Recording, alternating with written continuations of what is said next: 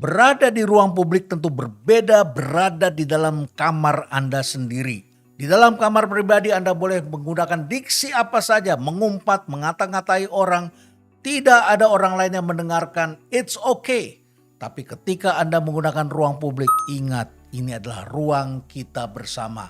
Apa yang Anda ucapkan di ruang publik akan dimaknai oleh orang-orang lain dan akan menimbulkan banyak hal yang barangkali tidak pernah Anda duga. Amia Agrawal, seorang penulis, mengatakan, jaga mulutmu, gunakan kata-kata yang tepat atau diksi maksudnya, maknai perbuatanmu. Bila tidak, mereka akan menghujatmu. Dalam kehidupan itu, kita tentu saja marah itu bisa saja kita lakukan. Tidak suka, tidak senang, mengumpat, it's okay. Tetapi tentu ada tempatnya dan kita perlu menjaga keadaban dalam berkomunikasi. Apalagi kalau kita gunakan untuk menghasut orang lain dan menghina orang-orang yang didukung atau mendapat pujian dari orang lain. Tidak ada salahnya orang memuji orang lain. Anda saja yang barangkali tidak suka, it's okay. Ada orang suka, ada orang tidak suka. Tidak perlu juga kita bertentangan karena soal suka tidak suka. Hidup ini memang menggunakan rasa juga, setiap manusia punya rasa. Dan oleh karena itu maka hati-hati ketika menggunakan diksi dalam percakapan publik. Seperti misalnya kata yang sedang hangat dibicarakan, bajingan yang tolol. Boleh Anda gunakan itu di toilet, boleh Anda gunakan itu di tempat tersembunyi. Di puncak gunung kalau Anda suka naik gunung. Anda bilang orang itu bajingan, orang itu tolol, orang itu dungu. It's okay. Tetapi ketika Anda memberikan percakapan di depan publik, setiap orang harus bertanggung jawab atas apa yang dia ucapkan. Ingat, dengan begitu banyak orang yang follow Anda, begitu banyak orang mengundang Anda, itu tidak sesungguhnya mencerminkan bahwa Anda adalah orang yang dikagumi. Mereka barangkali hanya butuh Anda untuk menjatuhkan orang lain. Jadi Anda adalah sekedar alat. Baiklah, inilah 9 tips untuk menggunakan bahasa keadaban. Sekali lagi, bahasa keadaban itu tentu saja kita gunakan dalam ruang publik, yang tentu saja berbeda ketika Anda berada dalam bahasa sehari-hari. Jadi karena ini ruang publik, maka bedakanlah antara ruang publik dengan ruang private. Ini yang pertama. Karena di ruang private Anda ngomong sama anak Anda ngomong sama orang dekat Anda, saya belum makan, saya lagi mikir, saya nggak mikir. Boleh Anda ngomongnya enggak. Tapi ketika Anda di dalam bahasa publik, Anda tidak menggunakan kata enggak, Anda menggunakan kata tidak misalnya. Anda tidak gunakan kata mikir, maem, tapi Anda gunakan kata pikirkan. Anda tidak bilang pikirin, tapi pikirkan. Anda tidak bilang maem, Anda bilangnya makan. Kurang lebih seperti itu. Yang kedua, bedakan antara ilmu. Anda sebagai seorang sarjana yang sudah dididik dalam sekolah, Anda menggunakan ilmu pengetahuan, Anda menggunakan data, fakta yang memang sudah terbukti kebenarannya, dan jangan hanya baca satu buku dong. Baca beberapa buku, barangkali buku yang Anda baca itu sudah tidak valid lagi. Sudah ditumbangkan oleh teori-teori baru. Oleh karena itu maka bedakan ilmu dengan hasutan. Orang yang menggunakan ilmu adalah orang yang menggunakan kata-kata pilihan fakta-fakta yang kebenarannya sudah divalidasi. Sedangkan orang yang menghasut adalah orang yang menggunakan hasrat emosinya untuk mencari pembenaran, bukan kebenaran. Yang ketiga, sensitif terhadap kehormatan orang lain. Ingat, di hadapan orang lain, siapapun juga, apakah dia pribadi, kita harus menjaga kehormatan mereka. Kehormatan di hadapan publik adalah sama bagi setiap orang. Apakah dia tukang sapu, apakah dia pemulung, bahkan mereka yang baru keluar dari penjara. Dengan kita yang kehidupannya normal, berkecukupan, punya jabatan, punya pangkat, bahkan Anda disebut profesor sekalipun. Semuanya memiliki kehormatan yang sama di dalam abad demokrasi ini. Maka itu hormati kehormatan mereka. Jangan melabelkan mereka sembarangan untuk sesuatu yang belum terbukti.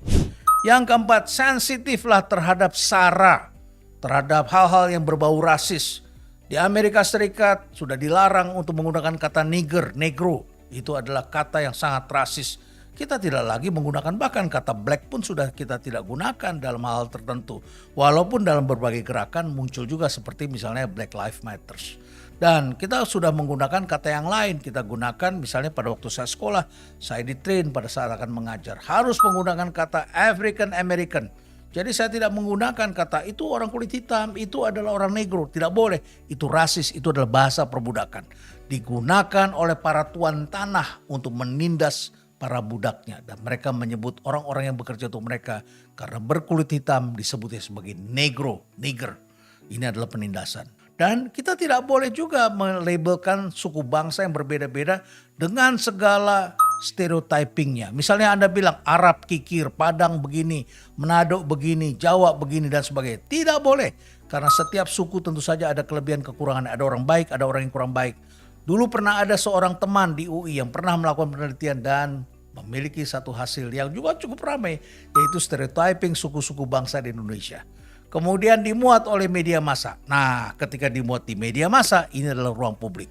Padahal penelitiannya ini adalah ruang yang dilakukan tertutup dan suku bangsa itu pun dilakukan sebagai sampel untuk melihat gambaran. Tapi kalau ini diberikan kepada publik secara luas, ini akan menimbulkan keonaran. Pernah kemudian salah seorang senior saya ini diundang di salah satu rumah makan terkenal di Jakarta agar mempresentasikan hasil penelitiannya. Dan tentu saja orang yang mengundang ingin menuntut pertanggungjawaban karena ucapan kata-kata yang diberikan pada ruang publik seperti itu. Ini akan menyeret dia kepada ruang publik. Dan rektor yang bijaksana saat itu melarang itu dilakukan karena itu akan menimbulkan banyak keonaran. Jadi ruang publik itu jangan Anda lemparkan sampah yang menimbulkan keonaran. Bikinlah suasana menjadi lebih damai dan lebih menyenangkan. Yang kelima, sensitif terhadap gender. Ini adalah juga topik yang sangat penting. Kita tidak lagi menggunakan kata salesman, kita gunakan kata salesperson atau salespeople kalau orangnya banyak. Kita tidak gunakan kata chairman, kita gunakan chairperson. Memangnya yang bisa memimpin hanya laki-laki saja. Kalau dia perempuan bagaimana? Kan bisa saja. Maka kita gunakan kata yang lebih netral yaitu chairperson. Jadi jangan sampai kita kemudian menganggap dunia ini hanya isinya laki-laki saja. Karena di buku-buku teks masa lalu selalu ketika menjelaskan tentang human kita menyebutnya man. Man adalah begini, begini, begini. Nah sekarang sudah diganti dengan kata human. Human itu adalah sesuatu yang bersifat umum. Yang keenam, sensitif terhadap bahasa penindasan. Ingat kita pernah dijajah dan di era penjajahan itu banyak sekali kata-kata yang digunakan untuk menindas bangsa kita. Misalnya kata-kata yang sudah kita tidak pakai lagi adalah kata jongos, babu, dungu, otak dengkul, tolo, inlander dan lain sebagainya. Saya heran kalau masih ada orang yang menggunakan kata-kata itu. Barangkali dia terperangkap dan dia kurang kaya dengan diksi. Dia kurang sensitif, kurang memiliki perasaan. Dan biasa orang seperti ini ada masalah dalam percintaan mereka. Barangkali katanya. Karena bahasa mengajarkan orang untuk menikmati rasa cinta di antara sesama kita sebagai umat manusia. Yang ketujuh, sensitif terhadap simbol-simbol negara. Kita memang tidak hidup dalam suatu peradaban feodal, tetapi kita harus lihat bahwa apapun juga, siapapun juga, apakah dia individu atau pejabat negara atau ya pejabat biasa saja atau masyarakat biasa, semua punya kehormatan, apalagi dia itu simbol-simbol negara. Jadi kita bukan bermaksud feodal, tetapi bahasa menuntut kecerdasan sosial dalam penyampaian. Sosial itu bagaimana? Ya kecerdasan kita sebagai perekat bagian dari kehidupan bersama. Anda boleh cerdas dan bisa menyelesaikan segala sesuatu dengan cepat. Tapi keberhasilan Anda bukan ditentukan oleh itu. Keberhasilan Anda adalah bagaimana Anda bisa diterima dalam society. Sehingga Anda bisa memecahkan persoalan dengan lebih baik. Dan Anda menjadi pemersatu. Bukan pemecah belah. Yang kedelapan, sensitif terhadap jarak. Kita masing-masing ini berjarak tapi juga ada yang jaraknya dekat sekali. Saya dengan istri saya kalau ngomong sangat dekat, kita bisa tidur di tempat tidur yang sama, bisa bercakap-cakap di sana. Oleh karena itu pada orang yang sangat dekat kita bisa menggunakan kata darling, my lover. Tapi kita tidak bisa gunakan kata-kata itu pada orang lain yang terlalu jauh. Kecuali Anda adalah orang yang memang dikenal sebagai orang yang selalu berbahasa seperti itu. Nah oleh karena itu maka orang harus mengenal Anda, terutama pada jarak siapa, di mana Anda berada. Kalau Anda mengucapkan kata-kata misalnya anjing, kampret, sompret, asu dan lain sebagainya. Anda ucapkan pada teman Anda karena kaget dan kemudian Anda berteriak dengan mengucapkan kata itu. Bahkan Anda katakan janco, it's okay sepanjang itu adalah teman Anda sendiri. Barangkali orang di sekitar situ mengatakan, oh maksudnya adalah teman sendiri. Setelah itu kita lihat mereka toast bersama. Ini menunjukkan bahwa mereka adalah orang dekat. Tetapi kalau Anda gunakan di jalan raya karena Anda dipepet dan kemudian Anda buka jendela, ada orang melihat Anda melotot dan kemudian Anda buka jendela, Anda ancam mereka dengan gestur Anda yang tidak disukai dan Anda tidak kenal orang itu, maka Anda akan menjadi troublemaker. Kenapa begitu? Ya karena Anda tidak kenal orang itu dan Anda gunakan umpatan-umpatan yang ditafsirkan sebagai bahasa yang tidak pantas, bahasa penindasan. Jadi jangan gunakan hal-hal tertentu yang tidak pantas dalam kehidupan ini. Yang kesembilan, sensitif terhadap intonasi. Anda boleh jagoan orasi. Anda boleh saja mengucapkan dengan semudah Anda. Dan Anda lebih lancar ngomong daripada orang lain.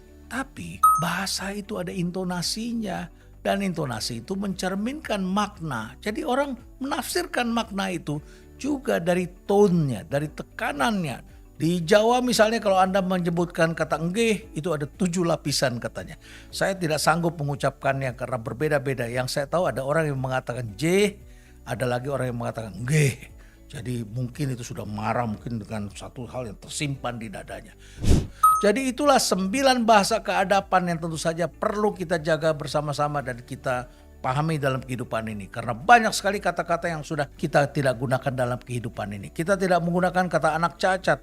Kita gunakan kata difabel. Bahkan kita tidak mengatakan anak autis. Kita mengatakan anak berkebutuhan khusus.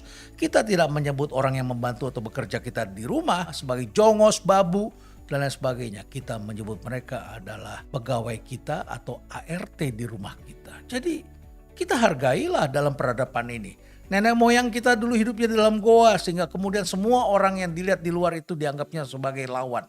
Oleh karena itu dulu mereka berlomba-lomba mengumpulkan tengkorak dari orang-orang yang dibunuhnya. Dan setelah itu kemudian disimpan di dalam goa persembunyian masing-masing.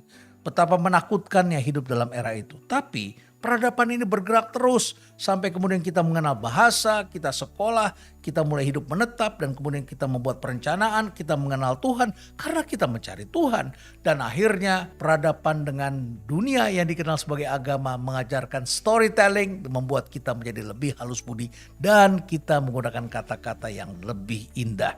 Nah, saya jadi teringat dengan PAUD dan taman kanak-kanak yang kami kembangkan di rumah perubahan. Di situ saya selalu diajarkan oleh para guru agar tidak menggunakan bahasa negatif. Seperti apa? Misalnya saja ketika anak-anak akan masuk dalam sekolah, saya tidak boleh mengatakan tidak boleh masuk. Saya harus mengatakan belum diizinkan. Guru-guru di PAUD dan taman kanak-kanak bersusah payah membangun diksi anak-anak agar anak-anak selalu berpikir positif dengan menggunakan bahasa-bahasa yang positif. Karena dengan mengenal bahasa positif katanya ini akan menghasilkan kecerdasan, membentuk manusia yang optimis, manusia yang tidak meledak-ledak atau mengalami kekacauan berpikir, melompat-lompat berpikirnya sehingga tidak menyelesaikan kehidupannya dengan baik dalam setiap tahapan kehidupan yang mereka lewati. Dan tentu saja bahasa positif ini akan mendorong manusia lebih kreatif dan lebih berorientasi pada proses, menciptakan kerukunan, serta tentu saja menjadi fondasi bagi kehidupan demokrasi. Akhirnya saya ingin menutup dengan apa yang dikatakan oleh seorang penulis buku yaitu Anton Chekhov yang pernah mengatakan bahwa manusia yang beradab adalah manusia yang respect terhadap orang lain, baik itu sebagai individu ataupun pada kedudukan mereka masing-masing. Sehingga kemudian orangnya menjadi toleran, santun dan bisa akur dengan orang lain. Mereka tidak membuat keonaran, huru-hara atau memancing gara-gara, menghasut orang lain agar menghadapi kesulitan, sementara ia sendiri lari bersembunyi ketika berhadapan dengan persoalan-persoalan itu dengan kemudian menciptakan opini-opini agar yang membantu mereka lebih banyak lagi. Dia tidak memiliki keberanian sebagai individu, tetapi dia bersembunyi agar orang lainlah yang menanggung resikonya. Orang-orang yang beradab tidak merampas milik orang lain. Demikian Anton Chekhov. Stay relevant.